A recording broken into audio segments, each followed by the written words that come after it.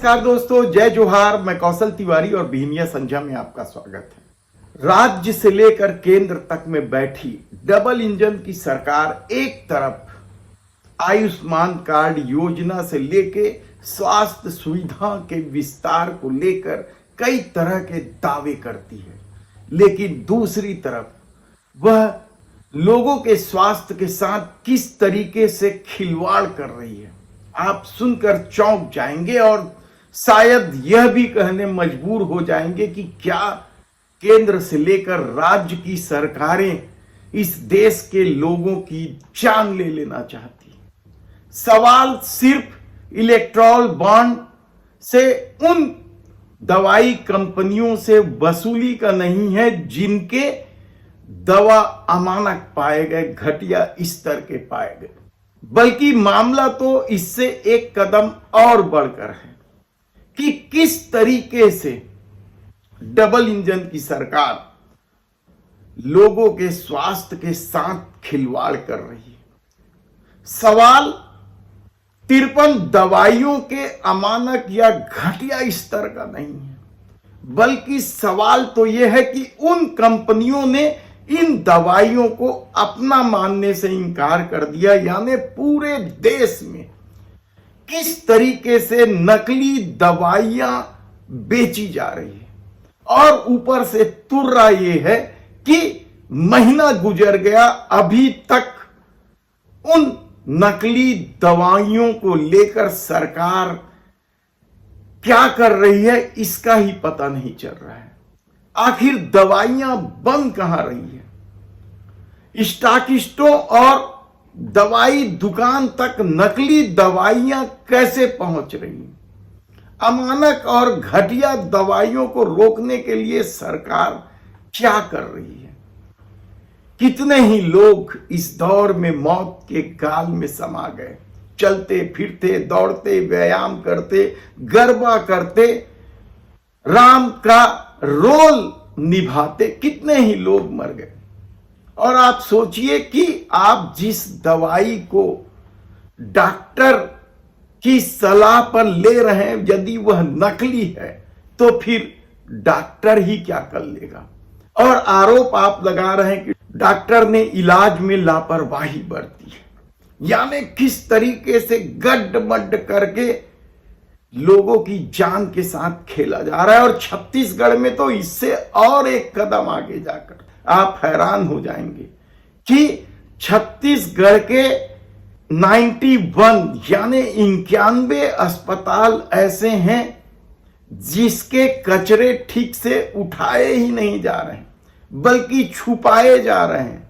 और उसकी वजह से पर्यावरण को तो नुकसान हो ही रहा है, आम लोगों के जीवन पर भी इसका असर पड़ रहा है। कि हम पूरा मामला आपको विस्तार से बताते हैं कि किस तरीके से छत्तीसगढ़ के अस्पतालों के कचरे को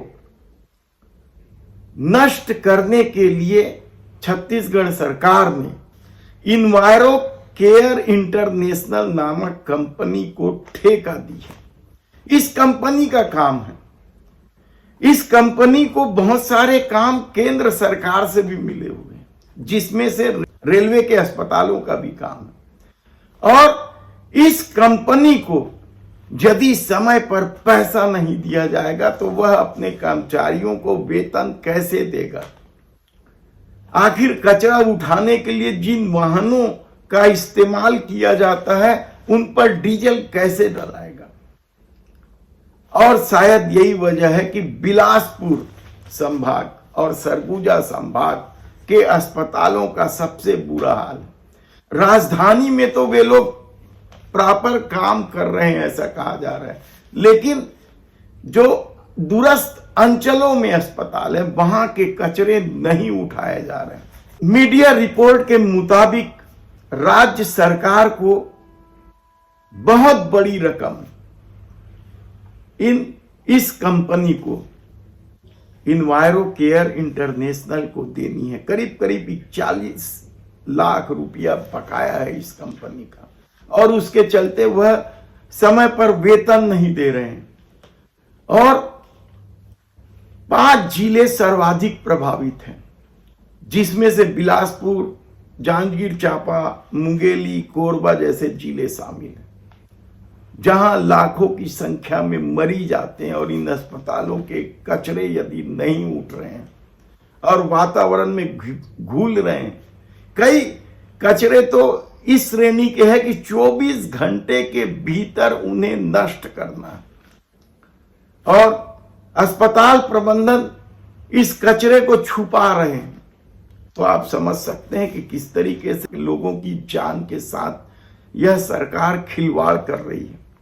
कुल ऐसे 91 अस्पताल बताए जा रहे हैं जहां 4-5 माह से कचरा ही नहीं उठाया गया, जिसमें से एक अस्पताल रेलवे का भी अस्पताल है, यानी केंद्र सरकार से भी क्या पैसा नहीं मिल रहा है समय पर, और यह सब कुप्रबंध समय पर पैसा नहीं मिलने की वजह से हो रहा।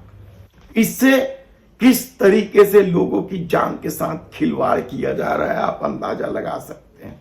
एक तरफ दावा था कि डबल इंजन की सरकार में विकास के काम तेजी से होंगे, यदि आप गरीबों को आवास भी दे दें, उनके लिए सड़क भी बना दें, लेकिन यदि उनके स्वास्थ्य का ही ध्यान नहीं रखें और उन्हें नई नई बीमारियों के जाल में उलझा रहे हैं, तो फिर आप सोचिए कि आपके इन विकास का क्या मतलब है।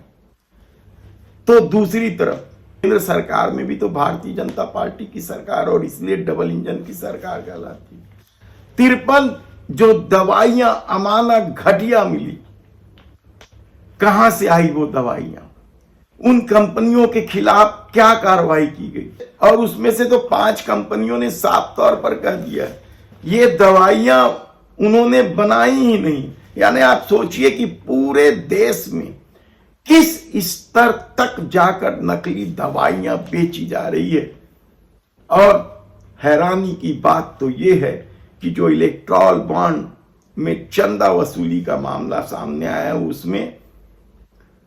उसमें भी 5 दवा कंपनियां ऐसी थी जिनकी दवाइयां घटिया निकली थी और उनसे चंदा ले लिया गया था।